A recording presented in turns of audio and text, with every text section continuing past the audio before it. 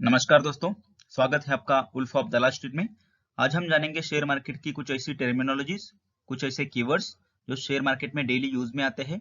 तो कोई बिगिनर है या फिर कोई शेयर मार्केट को अभी स्टार्ट करने जा रहा है या किसी को शेयर मार्केट के बारे में प्रॉपर नॉलेज नहीं है, तो उसके लिए ये चीजें या ये टर्म्स जानना बहुत ही जरूरी है before entering the share market.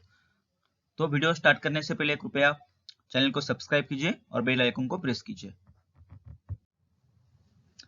तो अपना पहला कीवर्ड है शेयर। शेयर यानी कि किसी भी कंपनी की हिस्सेदारी। तो अगर आपके पास शेयर, किसी कंपनी का शेयर है, तो आप उस कंपनी के उतने पार्ट के लिए ओनर बन जाते हो और उस कंपनी का जो एसेट है या उस कंपनी का जो प्रॉफिट है उसको आप क्लेम कर सकते हो। अपना दूसरा कीवर्ड है शेयर होल्डर। शेयर होल्डर यानी कोई भी ऑर्गेनाइजेशन या कोई भी इंडिविजुअल जिसके पास किसी कंपनी का शेयर है, तो उसको बोला जाता है शेयर होल्डर। अपना तीसरा और इम्पोर्टेंट कीवर्ड है पोर्टफोलियो।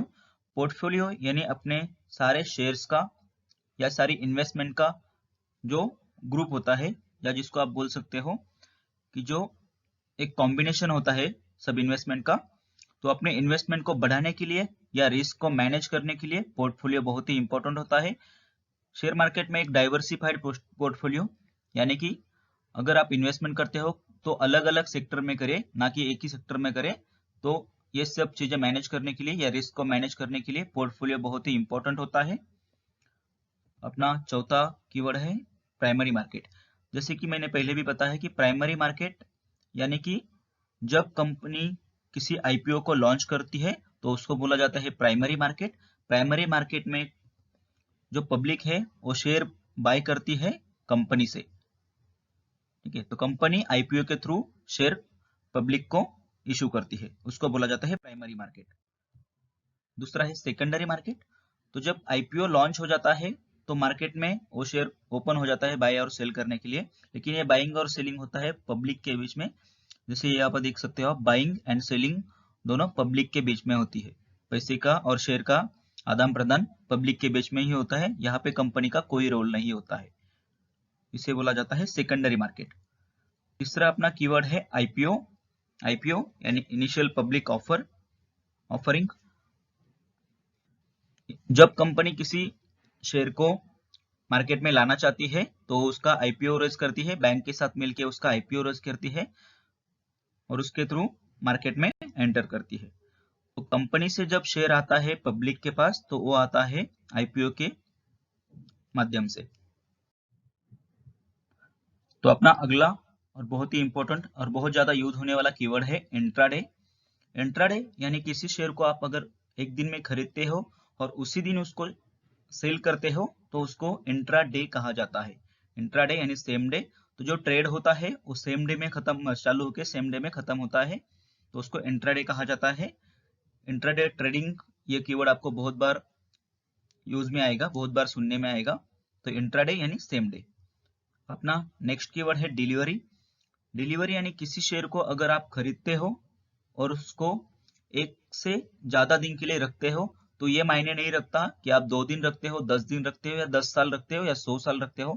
अगर आप एक दिन से ज्यादा किसी शेयर को होल्ड करते हो अपने पोर्टफोलियो में तो उसे कहा जाता है डिलीवरी। अपना अगला कीवर्ड है स्टॉक एक्सचेंज।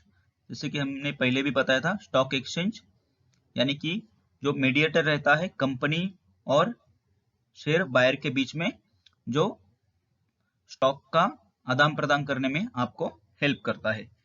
तो इंडिया में 2 स्टॉक एक्सचेंज बड़े हैं। पहला है बीएसई जो स्टैब्लिश हुआ था 1875 में, और जो एशिया का ओल्डेस्ट स्टॉक एक्सचेंज है, सबसे ओल्ड स्टॉक एक्सचेंज एशिया का जो है वो है बीएसई यानी बॉम्बे स्टॉक एक्सचेंज, जो बॉम्बे में है।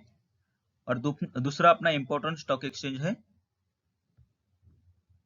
एनएससी यानी नेशनल स्टॉक एक्सचेंज, ये भी बॉम्बे में ही है और इसका एस्टेब्लिशमेंट हुआ था 1992 में। तो एनएससी के बारे में कुछ और बता देता हूं कि जो एनएससी आया उससे पहले मार्केट में इलेक्ट्रॉनिक फॉर्मेट में हम लोग शेयर बाय नहीं करते हैं। जैसे कि अभी आप देख सकते हो कि मोबाइल से या डेस्कटॉप से या किसी एप्लीकेशन से आप शेयर को बाय करते हो, तो ऐसा पहले नहीं होता था बिफोर एनएससी।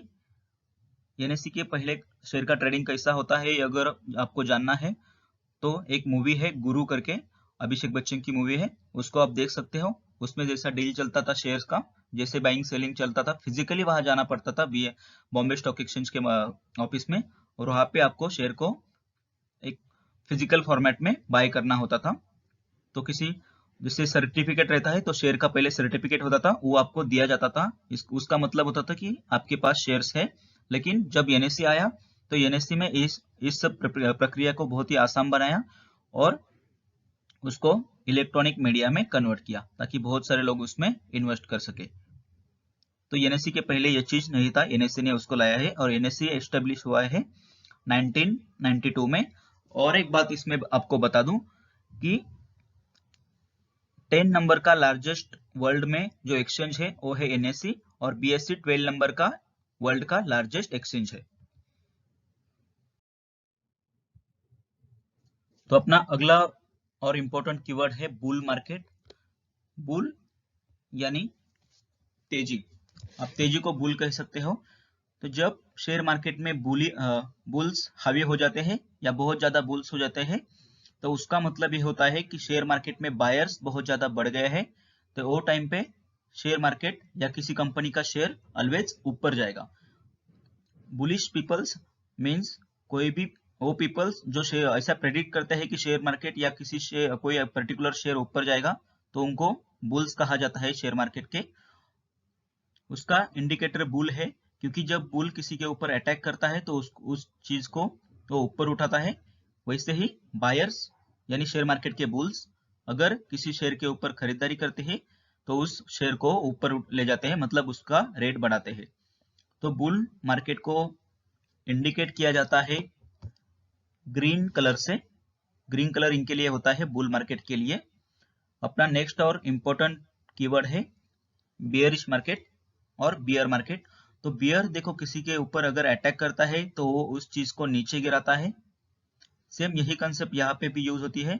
अगर कोई बियर यानी कि सेलर, शेयर मार्केट में बियर को सेलर भी कहा जाता है, तो सेलर अगर किसी कंपनी के शेयर्स पे हावी हो जाते हैं, बहुत ज्यादा बियर्स या बहुत ज्यादा सेलर्स वहां पे आ जाते हैं, तो वो उस चीज को या वो शेयर को नीचे गिराते हैं।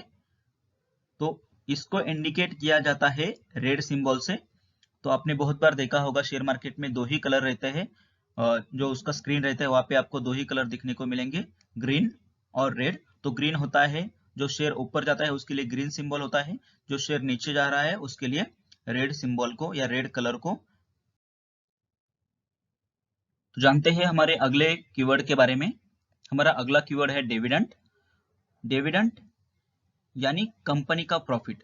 देखो कोई भी कंपनी को अगर प्रॉफिट होता है तो वो प्रॉफिट की वो दो चीजें कर सकता है। पहला तो उसको री इन्वेस्टमेंट कर सकता है, मतलब कोई सर्विस लॉन्च कर सकता है, कोई नया स्टोर खोल सकता है या फिर कोई नया ब्रांच खोल सकता है।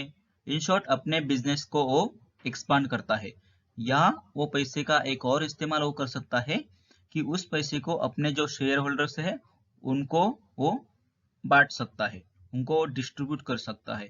तो इसी डिस्ट्रीब्यूशन को बोला जाता है डिविडेंड। तो डिविडेंड एक प्रॉफिट होता है शेयर होल्डर का जो कंपनी से उसको मिलता है। कंपनी अच्छा बिजनेस करेगी, अच्छा ग्रो करेगी तो कंपनी शेयर होल्डर को उसका मुनाफा दे देगी, उसको बोला जाता है डिविडेंड। तो जनरली अच्छा डिविडेंड देने वाली कंपनीज को मार्केट में अच्छा समझा जाता है। तो और भी बहुत सारे कीवर्ड्स हैं जिसको मैं अगले वीडियो में आपको एक्सप्लेन करूंगा। वो अगर आपने जान लिए, सब कीवर्ड्स आपने जान लिए, तो शेयर मार्केट में काम करना आपके लिए बहुत ही आसान हो जाएगा। तो आज के लिए इतना ही। चैनल को सब्सक्राइब कीजिए और चैनल पे बने रहने के लिए बेल आइकन को प्रेस कीजिए। धन्यवाद।